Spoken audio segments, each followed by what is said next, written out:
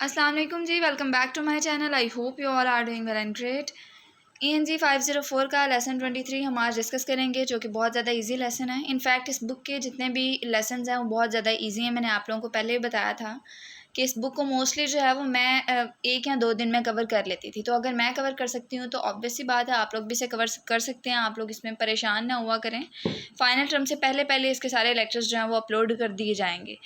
Start करते हैं without time wasting, जिसमें बताया गया aspects of socio cultural theory. It means कि हमने सोशियो कल्चरल थेरी जो है उसके एस्पेक्ट्स को पढ़ना है। टॉपिक की तरफ आएँ, जो टॉपिक हमने इस लेसन में कवर करना है वो कौन से हैं। एक हमारे पास जोन ऑफ प्रॉक्सिमल डेवलपमेंट है, दूसरा हमारे पास स्कैफोल्डिंग है, देन हमने सेल्फ रेगुलेशन पढ़ना है। उसके अलावा हमने लर्निंग को एज अ सोशल एंटिटी देखना है, ठीक है। एंड देन हम प्राइवेट एंड इनर स्पीच पढ़ेंगे। ये 4-5 टॉपिक्स हैं जिनको हमने इस लेसन में कवर करना है। बहुत ज़्यादा ईजी हैं। आगे बढ़ने से पहले जो है वो हम इनके कॉन्सेप्ट देख लेते हैं, ठीक है। पहले तो अगर हम जोन ऑफ प्रॉक्सिमल डेवलपमेंट की बात करें तो ये कौन सी स्टेज होती है जहाँ पर लर्नर को किसी की इंस्ट्रक्शन की ज़रूरत होती है, ठीक है। जब वो उसको इंस्ट्रक्शन दे रहा होता है देन वो उस इंस्ट्रक्शन पर अमल करके जो है वो आगे किसी स्टेज पर पहुंच जाता है जब उसे इंस्ट्रक्शन की ज़रूरत नहीं होती, ठीक है। अगर मैं आप लोगों को इन सिंपल वर्ड्स बताऊं तो जोन ऑफ प्रॉक्सिमल डेवलपमेंट जो है वो दरमियान का रास्ता है। किसके दरमियान का? आप कह सकते हैं कि solving problem without any support and then solving problem with external support, उसके दरमियान का रहता है जहाँ पर हमें किसी ना किसी एक्सटर्नल सपोर्ट की ज़रूरत होती भी है और एक्सटर्नल सपोर्ट की ज़रूरत नहीं भी होती, ठीक है। किस तरह से? अब बच्चों को जब इंस्ट्रक्शन मिल जाती है देन उन्हें किसी और इंस्ट्रक्शन की ज़रूरत नहीं पड़ती, वो अपने प्रॉब्लम्स को सॉल्व करने लग जाते हैं, ठीक है। तो इस तरह से हम कह सकते हैं कि जोन ऑफ प्रॉक्सिमल डेवलपमेंट हम किसे कहते हैं? जहाँ पर हमें किसी एक्सटर्नल सपोर्ट की ज़रूरत होती भी है और नहीं भी होती, ठीक है। इसको हम जोन ऑफ प्रॉक्सिमल डेवलपमेंट कहते हैं। अगर तो हम स्कैफोल्डिंग की बात करें तो यहाँ पर क्या होता है कि अडल्ट्स जो होते हैं वो बच्चों को क्या करते हैं, इंस्ट्रक्शन प्रोवाइड कर रहे होते हैं किसी न किसी टास्क के लिए, ठीक है। तो वो एक तरह से सपोर्ट दे रहे होते हैं, इसको हम स्कैफोल्डिंग कहते हैं, ठीक है। अगर तो सेल्फ रेगुलेशन की बात करें तो इसका मतलब क्या होता है कि खुद से जो है वो अपने आप की सेल्फ रेगुलेशन करना, किस तरह से अपने आप का बिहेवियर कंट्रोल करना, अपने इमोशंस को, अपने थॉट्स को एक डायरेक्शन देना। फॉर एग्जांपल, अगर आपको गुस्सा आता है, ठीक है, तो आप बजाय इसके कि आप गुस्सा करें ऊंची आवाज़ में बोलकर, आप अपने आप को जो है वो काम डाउन करने की कोशिश कर रहे हैं, ठीक है। इसको हम सेल्फ रेगुलेशन कहते हैं। ये मोस्टली बड़े अडल्ट्स जो होते हैं वो करते हैं, ठीक है। Learning as a social activity, तो इसके लिए इंटरेक्शन की ज़रूरत है। प्राइवेट और इनर स्पीच किसे कहते हैं? प्राइवेट स्पीच की अगर बात की जाए तो ये मैं आपको एक एग्जांपल देती हूँ कि हम जो है वो खुद से ऊंची आवाज़ में बात कर रहे होते हैं, ठीक है, प्राइवेटली। किस तरह से? फॉर एग्जांपल, मैं खुद से बातें कर रही हूँ कि अभी मैं यहाँ जाऊँगी एंड देन मैं यहाँ से होकर वापस आ जाऊँगी, तो ये ऊंची आवाज़ में हम खुद को गाइड कर रहे हैं, ठीक है। इसको हम प्राइवेट स्पीच कहते हैं। इनर स्पीच जो होती है वो हमारी इंटरनल स्पीच होती है, ठीक है, जिसकी कोई आवाज़ नहीं आती, हम खुद से कर रहे होते हैं कोग्निटिवली। मैंने आप लोगों को पहले भी बताया था, ठीक है। तो ये सारे कॉन्सेप्ट थे जो कि हमने इसमें पढ़ने हैं। अब हम अपना लेक्चर जो है उसको स्टार्ट करते हैं। जो जो लिखा है उसके हिसाब से अगर पढ़ेंगे तो आप लोगों को और अच्छे से समझ आ जाएगी। पहले तो उन्होंने क्या बताया कि self regulation is the capability of autonomous functioning that mature and skill individual possess. क्या मतलब है इसका? कि सेल्फ रेगुलेशन जो है ये एक ऑटोनोमस फंक्शनिंग की सलाहियत है, ठीक है, जो कि मैच्योर और अडल्ट करते हैं, ठीक है। आगे उन्होंने बताया वेयर एज जबकि चिल्ड्रन और unskilled individual learn under guidance of other more in skilled individuals, ठीक है। यानी कि जो बच्चे होते हैं, जो अनस्किल्ड इंडिविजुअल होते हैं, उन्हें गाइडेंस की ज़रूरत होती है, ठीक है, through a process of other regulation mediated through language. तो इट मीन्स क्या है कि किसी न किसी इंस्ट्रक्शन की ज़रूरत होती है, ठीक है। उसके बाद उन्होंने बताया है कि सक्सेसफुल लर्निंग जो होती है वो इन्वॉल्व होती है a shift from collaborative intermental activity to autonomous intramental activity. Collaborative intermental activity किसे कहते हैं? कि दो या दो से ज़्यादा लोग जो आपस में कम्युनिकेट कर रहे होते हैं और किसी न किसी टास्क को या किसी न किसी गोल के लिए एक दूसरे के साथ इकट्ठे काम कर रहे होते हैं, ठीक है, उसको हम कोलैबोरेटिव इंटरमेंटल एक्टिविटी कहते हैं। अगर तो हम ऑटोनोमस इंट्रामेंटल एक्टिविटी की बात करें तो इसका मतलब क्या है कि वर्किंग इंडिपेंडेंटली अपनी कोग्निटिव एबिलिटीज़ को यूज़ करके ऑटोमेटिकली जो है वो आप लोग काम कर रहे होते हैं, ठीक है। ये मोस्टली अडल्ट्स के लिए होता है। अब यहाँ उन्होंने स्कैफोल्डिंग का कॉन्सेप्ट बताया है कि the process of sportive dialogue that prompts them through successive steps of a problem. तो मैंने आप लोगों को बताया कि स्पोर्टिव डायलॉग की ज़रूरत होती है, यानी कि उन इंस्ट्रक्शन की ज़रूरत होती है जो कि एज अ स्पोर्ट आपके साथ खड़े हो जाते हैं। और जब आपको वो सपोर्ट मिल जाती है, आप लोग अपनी प्रॉब्लम को सॉल्व कर लेते हैं, तो आप एक लेवल आगे बढ़ जाते हैं, ठीक है, आप उस स्टेज को पार कर लेते हैं। इसको हम स्कैफोल्डिंग बोलते हैं। उसके बाद उन्होंने बताया है जोन ऑफ प्रॉक्सिमल डेवलपमेंट में the domain where learning can most productively take place is named as the zone of proximal development। क्या मतलब है कि वो डोमेन जहाँ पर सीखने का अमल ज़्यादा इफेक्टिव या ज़्यादा नतीजा खेज हो सकता है, इसको हम क्या कहते हैं, इसको हम जोन ऑफ प्रॉक्सिमल डेवलपमेंट कहते हैं। उसके बाद उन्होंने बताया कि this is the domain where learner is not yet capable of independent functioning but can achieve the desired outcome through relevant scaffolding।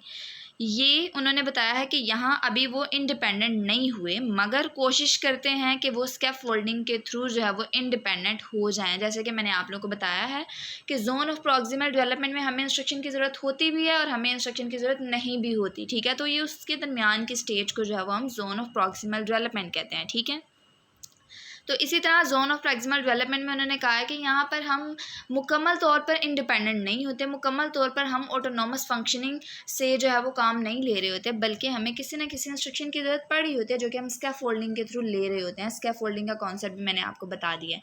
उसके बाद स्कैफोल्डिंग हैज़ फॉलोइंग फंक्शंस। अब वो फॉलोइंग फंक्शंस क्या हैं स्कैफोल्डिंग के, इसमें उन्होंने बताया है कि recruiting interest in the task, यानी कि काम में दिलचस्पी पैदा करना, डालना। उसके बाद टास्क को सिंप्लीफाई करना। उसके बाद maintaining pursuit of the goal, यानी कि जो हमारा मकसद है, जो गोल है, उसके हसूल को बरकरार रखना, ठीक है। उसके बाद मार्किंग क्रिटिकल फीचर्स, जो क्रिटिकल फीचर्स हैं, मसले वगैरह हैं, ठीक है, उन सब की निशानदेही करना या उनको आप कह सकते हैं हाईलाइट करना। उसके बाद controlling frustration during problem solving, यानी कि जो अपनी मायूसी होती है उसको प्रॉब्लम सॉल्विंग के दौरान कंट्रोल करना।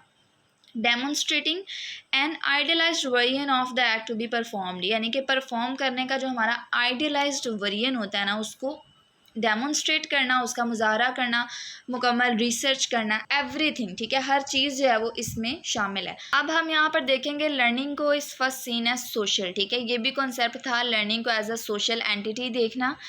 ये जो टॉपिक्स थे उनको मैंने हाईलाइट और अंडरलाइन दोनों किया हुआ है ताकि आप लोगों को पता चल सके। अब अगर तो लर्निंग की बात करें तो उन्होंने कहा कि लर्निंग को भी हम पहले सोशल एक्टिविटी के तौर पर देखते हैं, देन हम इसको इंडिविजुअल कॉन्शियसनेस पर लेकर आते हैं। इसी तरह हम कॉन्सेप्चुअल डेवलपमेंट को भी इंट्रामेंटल फिनोमेना के साथ लिंक करते हैं एंड देन हम उसको इंडिविजुअल लेवल पर लेकर आते हैं, ठीक है। सेम इसी तरह उन्होंने आगे बताया कि language is the prime symbolic mediating tool for the development. Mediating tool क्या है कि आपको कम्युनिकेशन करने की ज़रूरत पड़ती रहेगी। इसी तरह उन्होंने बताया कि human remain capable of learning through out their life. इसका क्या मतलब है कि उनका कहना है कि इंसान हर वक्त सीखने की सलाहियत रखता है, ठीक है। साथ ही साथ वो बता रहे हैं कि and local learning process for more mature individuals acquiring new knowledge और skill is viewed as essentially the same. इसका क्या मतलब है, अगर तो हम लोकल लर्निंग की बात करें तो वो किसे कहते हैं, वो कहते हैं इनफॉर्मल लर्निंग को, यानी कि लर्निंग फ्रॉम अदर्स, दूसरों के एक्सपीरियंसेस से लर्न करना, कोई प्रॉपर फॉर्मल सेटिंग में नहीं बल्कि इनफॉर्मल सेटिंग में आप लर्न कर रहे होते हैं, ठीक है। तो ये मोस्टली मैच्योर पर्सन जो होते हैं वो इस टर्म के लिए बेहतर होते हैं, सुटेबल होते हैं। तो वो उन्होंने बात की है कि जो हमारे पास लोकल लर्निंग है जो मोस्टली मैच्योर इंडिविजुअल्स के लिए है, ठीक है, और साथ ही साथ किसी स्किल को सीखना, ये दोनों असेंशली द सेम, कि ये सेम ही हैं, ठीक है। उसके बाद उन्होंने बताया कि this mean that new concept are also required through social और इंटरेक्शनल मीन्स। तो इसका मतलब क्या है कि ऑब्वियस सी बात है, नए कॉन्सेप्ट भी अगर आप लर्न कर रहे हैं तो आपको सोशल इंटरेक्शन की ज़रूरत पड़ती है। तो ये हमारा जो था कॉन्सेप्ट था लर्निंग इस पर सीन एज सोशल, ठीक है। अब हमारे पास प्रिंसिपल्स आ जाते हैं सोशियो कल्चरल थ्योरी के अक्रॉस टाइम स्केल्स। उसमें हमारे पास फाइलोजेनेसिस, माइक्रोजेनेसिस एंड ओंटोजेनेसिस आ जाता है, ठीक है। फाइलोजेनेसिस उन्होंने बताया कि इज़ द लर्निंग, ये वो लर्निंग होती है जो डिफरेंट पीरियड ऑफ टाइम में जो है वो मुख्तलिफ नस्लों में होती है, ठीक है। तो उसकी बात की गई है कि जेनेसिस होती है, ठीक है। उसके बाद हमारे पास माइक्रोजेनेसिस होती है। इसको क्या कहते हैं कि इंसान पूरी ज़िंदगी में कैसे सीखता है, ये उसकी मुकम्मल डिटेल होती है, उसकी मुकम्मल डिस्क्रिप्शन होती है। ओंटोजेनेसिस में क्या होता है कि वो लर्निंग होती है जिसमें बच्चे जो है वो गुजर रहे होते हैं अपनी अर्ली डेवलपमेंट में या उसके दौरान, ठीक है। छोटे बच्चे जो होते हैं ना वो ज़्यादातर प्राइवेट स्पीच करते हैं, यानी खुद से ऊंचा बोल कर बात कर रहे होते हैं। तो ये सारी बात उन्होंने बताया कि ओंटोजेनेसिस असल में वही लर्निंग होती है जिससे बच्चे जो होते हैं वो गुजर रहे होते हैं, ठीक है। उसके बाद उसके बाद उन्होंने बताया है कि young children are well known to engage in private speech, कि वही बात है कि जो बच्चे होते हैं वो प्राइवेट स्पीच में ज़्यादा इंगेज होते हैं, talk to and for themselves rather than for external conversational partners. मैंने आप लोगों को पहले भी बताया कि प्राइवेट स्पीच का क्या मतलब है कि हम खुद से ऊंची आवाज़ में बात कर रहे हैं, इसको हम प्राइवेट स्पीच कहते हैं, ठीक है। उसके बाद उन्होंने बताया कि this private speech in classical पीएजे थ्योरी में अगर देखा जाए तो is seen as evidence of children egocentrism. Egocentrism किसे कहते हैं? ये कहते हैं कि कुछ लोग जो हैं वो अपने पर्सपेक्टिव से दुनिया को देखते हैं, ठीक है, and to have the difficulty to understand others perspective, ठीक है, यानी कि दूसरों के पर्सपेक्टिव से देखने में उन्हें जो है वो डिफ़िकल्टीज़ होती हैं, वो अपने पर्सपेक्टिव से ही देखते हैं। इसको हम ईगोसेंट्रिज्म कहते हैं, यानी कि ईगो आ जाती है, आप कह सकते हैं।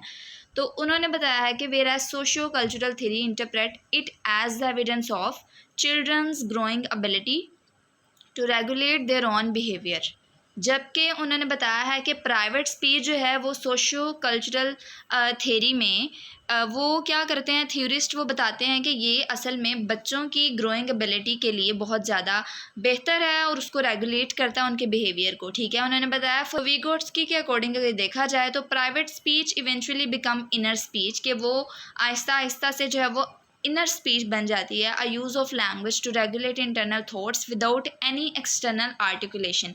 जब हम बच्चे होते हैं तो हम अपने आप से ऊंची आवाज़ में बात कर रहे होते हैं, खुद को जो है वो हम गाइड कर रहे होते हैं। इसी तरह जब हम बड़े हो जाते हैं तो वही private speech mostly inner speech में बदल जाती है। हम मोस्टली अपने आप से फिर ऊंची आवाज़ में बात नहीं करते, बल्कि अंदर ही अंदर हम बात कर रहे होते हैं। तो वो विगोट्स्की के अकॉर्डिंग बिल्कुल ठीक है, use of language to regulate internal thoughts without any external. तो इस तरह से हमारे इंटरनल थॉट्स जो होते हैं वो रेगुलेट होते हैं बगैर किसी एक्सटर्नल आर्टिकुलेशन के, ठीक है।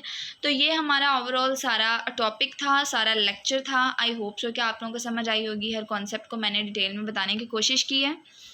बाकी अगर आपको कोई चीज़ रह जाए या समझ ना आए, आप कमेंट सेक्शन में पूछ सकते हैं। कोई वोकेबलरी ऐसी जिसकी आप लोगों को जिसका मसला हो रहा हो, आप लोग वो भी पूछ सकते हैं। सब्सक्राइब नहीं किया तो सब्सक्राइब कर लें ताकि आने वाली वीडियोज़ की नोटिफिकेशन मिल सके। दुआओं में याद रखिएगा। अल्लाह हाफिज़।